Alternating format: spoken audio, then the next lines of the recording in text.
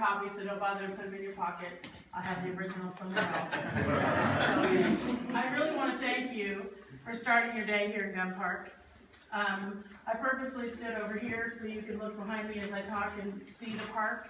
But take a look around right now out the windows and see what 112 years of progress looks like. This beautiful park, which I'm told is the largest city-owned park in the state of Kansas. I'm a marketing and promotions and tourism kind of person. I don't know if that's really true. I don't know how you figure out it's true, but I just said it, so we're making it true.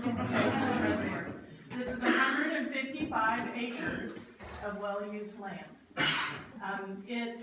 As you look around outside, you have to think about what's here. There's 7 shelter houses, 2 of which now have heating and cooling, so you can have your family reunion here in the summertime or your kid's birthday party and enjoy the park winter or summer. That's a wonderful thing. This has 2 lakes. It has multiple playgrounds. It has a frisbee golf course. It has the new hiking and biking trails, I think, are breathing brand new life into this park, and it's a wonderful, wonderful thing. Of course, from here we can see the dog park, and no one's out there today. That I wouldn't have my dog out. He wouldn't come out anyway in the rain. The Marmaton River, steadfastly, is where it's always been and will always be. Progress continues. The park is still growing. It's truly a wonderful thing. I've done this presentation before. If any of you have been to the Presbyterian Church, I see Jerry here. He's like, oh, this story again. I've heard it all. We say the same thing every Sunday. Go ahead and put him down for extra You're no time. longer a deacon. Now we know what the park looks like today. Let's think back to 1905. And that is when this was not Gunn Park. It was not yet Gunn Park. It was Fern Lake Park. And as you see pictures going around, you'll see a lot of reference to Fern Lake Park. It was privately owned and managed. And in Fern Lake, which, you know, where the big lake, the first one is Fern Lake, I had planned to stand in the big stone shelter house and talk about the lake, but we all obeyed to Mother Nature. The lake itself would have been very much the same, but the great stone shelter we all know would have been white, wooden structure called the pavilion. It would have stood in pretty much the same place that the stone one stands today. Across the lake, where shelter house number 2 stands today, would have been a theater. It's also white and made of wood, and it would seat 800 people. That's Memorial Hall. That's about the size of Memorial Hall. And it held summer operas and dramas and comedies and vaudeville. And most of us are of an age that you would have to Google to learn what vaudeville is, because there's really not a lot of comparison. Traveling entertainment is what vaudeville was. As you go on past the second shelter house that we know today, that would have been farmland. There would have been no lake. That lake would come later. And that belonged to the Stewart family. They had a Victorian-style one-story house that sat there looking northwest, and they farmed the area there where the other lake and where we are now was all farmland. Stewart's Dam, which sits up here in the northern part of the river, would have been pretty much like it is today, and the surrounding, everything around it would have been farm. People would have been here on a weekend or a good day, and they would have been enjoying the park. They would have taken a 5-cent trolley ride to the end of the line up here on Burke Street and come into the park, where they also paid a 5-cent admission to come in and enjoy the park. They would have been dressed in their finest clothes, as you can see in the pictures. It would be a big deal to come out and spend a day at the park, a social event. You could rent a boat. You could swim. I'm sure that would have been very risque for some people to swim. But you could swim, and there was a diving thing. I hope you see it in some of the pictures. You could climb up in the middle of the lake and dive off of this crazy thing. I don't want any of me jumping off of there, but it would have been quite a thing to enjoy the day swimming. We were good marketers even back in 1905. This was the finest bathing beach in the Southwest.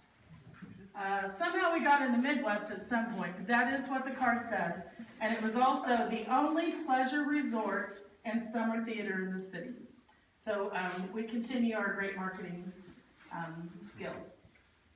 On July 4th, 1909, 10,000 people came to Fern Lake Park to enjoy fireworks. When I grew up, Fort Scott's entire population, man, kids, and dogs, was 10,000 people. So that tells you what times were like at the early turn of the century. A few weeks later, on August 10th, 1909, a fire would take the pavilion and burn it to the ground. So you're probably thinking, gee, Rhonda, Fern Lake is really great, but how did we ever get to Gunn Park? And Gunn Park comes from William Croll Gun. And he is, and this is appropriate this morning, he was a one-man chamber of commerce. He did more to bring people to Fort Scott than any person before him or any person after. And this was his gift to us. He was a man who resurrected 3 major businesses in Fort Scott from near death from financial problems and brought them all back to greatness. He had a lot of respect in the community, and he was a person known for his fairness. He liked to hear all sides. His office was in the Flatiron Building, and that's correct. New York City is not the only place with a Flatiron Building. Fort Scott had a Flatiron Building that was the office of William Gunn. It sat at the intersection of Market, Wall, and Scott. Do any of you know where that is? Yes. It was behind the Louderback Building. Does that help you? It's behind what we know as Iron Star today. Right. It sat there in that little triangle-shaped piece of property. Parking lot for the bar. Yeah, exactly. You would know that. William Gunn was born in Iowa in 1857, and his parents came to Fort Scott as Baptist missionaries. His father was the minister of the Baptist church down on Scott Avenue for about 5 years. And then after they left here, Gunn went to 3 different Kansas colleges. So he's a Jayhawk and a Wildcat, and Emporia, I think, might have been the 3rd one. He came back to Fort Scott and to settle here when he was 21. He worked for first the MKT, or the Katy Railroad, and then he worked for the Frisco Railroad. He decided that wasn't going to be his plot in life, and he left and he went into real estate.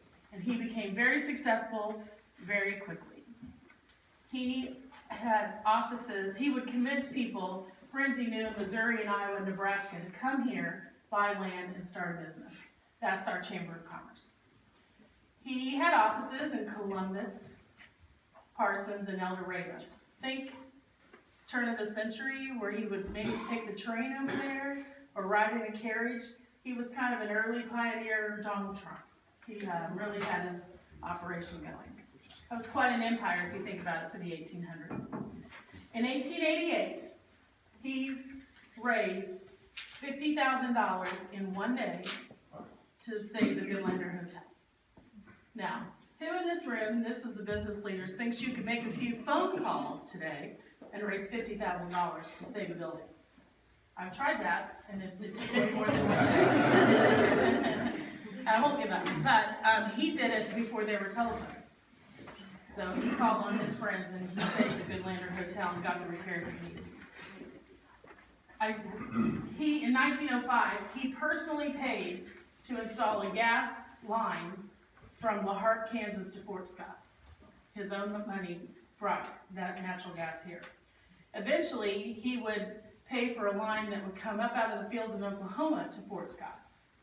And it's considered the greatest gift ever given to one city by one person was access to gas. Shake the loose sketch, get some money out. Exactly. In 1908, he bought the Parkman Sugar Works. It was nearly broke financially, and he took it over and converted it from sugar processing to sorghum. He would market it under the Farmer Jones brand. At the height of its operation, 1,000 train cars a year of sorghum left Fort Scott for the rest of the country. The largest train car loads of sorghum left here and went to Fort Worth, Texas, in one train. It was the largest producing sorghum mill in the world at its height, and he brought it from ruin. He also purchased the failing Fort Scott Brick and Tile Company and renamed it the Western Shale Brick Company. You have him to thank for brick streets. And then he, in his management, bricks went all the way to the Panama Canal from the Western Shale Company here in town. So how in the world, Rhonda, did we get to Gunn Park? In 1911, he bought the First National Bank. It was failing, and in it, they were the receivers of the Fern Lake Park. And he paid $49,000 for the bank, its assets, and the park. He had the pavilion rebuilt as we see it today, the big stone shelter house, the first one. It's obviously been renovated and is now ready to serve another 112 years for us here with the city. He gave all the land and everything in the park to the city of Fort Scott to, and I quote, always be a city park, and he required that admission always be free. He also wanted a zoo here. Do any of you remember the zoo? No, I think we're probably mostly too young. Okay, well Frank, I'm your age, so you're too young too.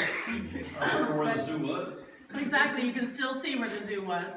It had 6 deer, 2 elk, a bear, an eagle, and coyotes living here in the park, and you can still see that across from the main shelter house. You can see the bears den there. As time went on, the city struggled to maintain the park. It's very costly at that time, and so under Franklin Roosevelt's New Deal program, Gunn Park was selected as a WPA project, and also a project for the NY, which is National Youth Organization. That's when the second lake and that shelter house were built under WPA in the 1930s.